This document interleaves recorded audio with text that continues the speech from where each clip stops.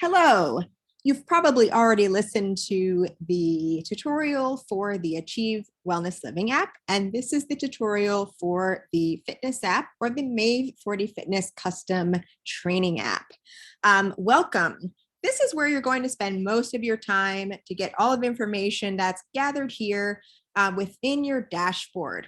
When you've joined into the Maeve40 Fitness family, each individual is invited to join the app because this is where all of the communications are shared regarding class, regarding your individual progress, etc.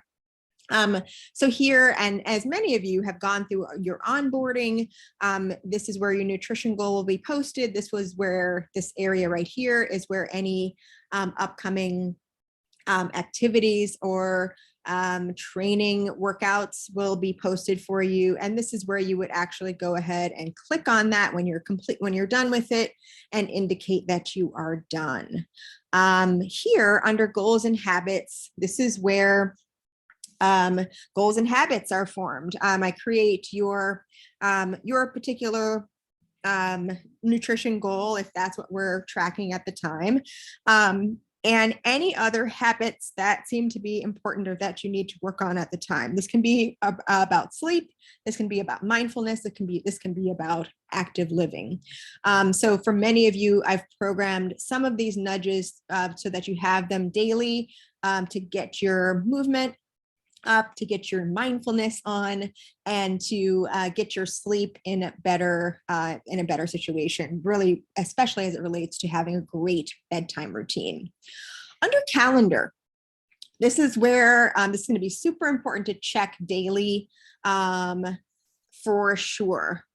So any activities or any workouts that will be posted that are not otherwise posted as a WOD or workout of the day, those will be posted and they are individual to you. This is not individual to anyone else. So you'd have your cardio or your kettlebell workout or your Stairmaster or your rowing workouts will be posted here.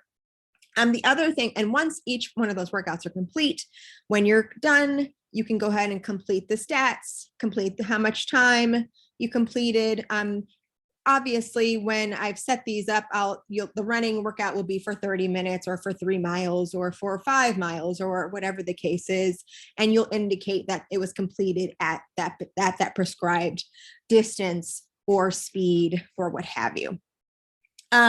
Next, this is super important for everyone, especially as we're starting the new year, but again, throughout the entire year, taking those progress photos and taking the body stats. So body stats are just for your purposes for at home, our body weight, if that's what we're tracking. If your scale happens to track body fat percentage, you can pop it in there, but you're going to have your in-body body composition tests at least monthly. So you can, for the most part, leave the percentage of body fat out because I'll just update that once we have your new results. For progress photos, these are super important to add in. You can follow the prompts with the individual that's in the photos. It's super important to wear the same thing each time you take your photos, and to do both the photos and your body stats in the morning. I mean, the actual morning, not at 11 a.m., but no later than 9 a.m. in whatever your local time zone is, okay?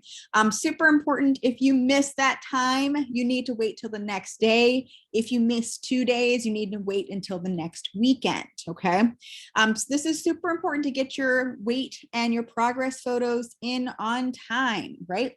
Because if I need to make any adjustments to your program, if I need to, it gives me enough time to review kind of what happened the week, what went well, and what could be improved for the week, what adjustments I need to make in your program. It gives me an opportunity to do that.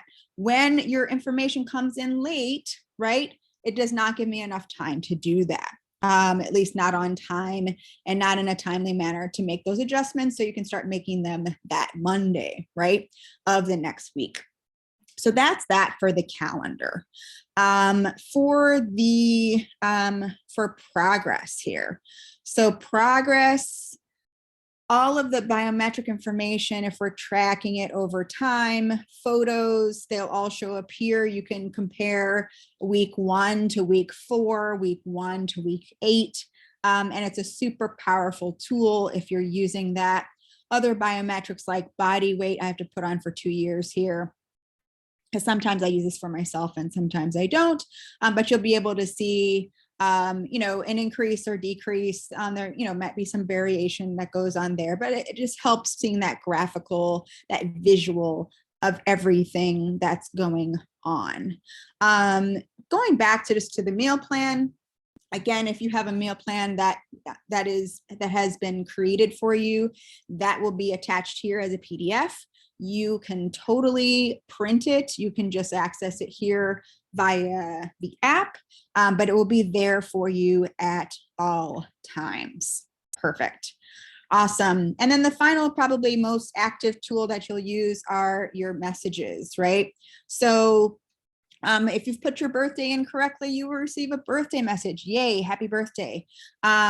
If you haven't connected MyFitnessPal or if you have a Fitbit or Apple Watch, I check everyone's profiles. And if you have those devices, I will encourage you to add them, because it makes your life and my life a lot easier as we're tracking and moving forward. So that's pretty much everything that we need to focus on within the app. Of course, there's the profile section. When you first join, you'll be asked to complete a quick consultation. That just helps me, and really more in terms of the equipment that you have at home.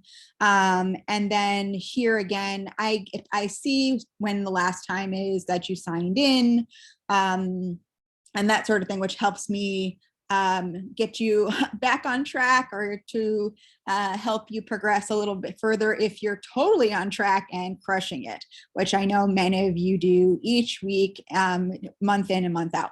So that's pretty much it. I hope this was super helpful. If you have any questions, let me know.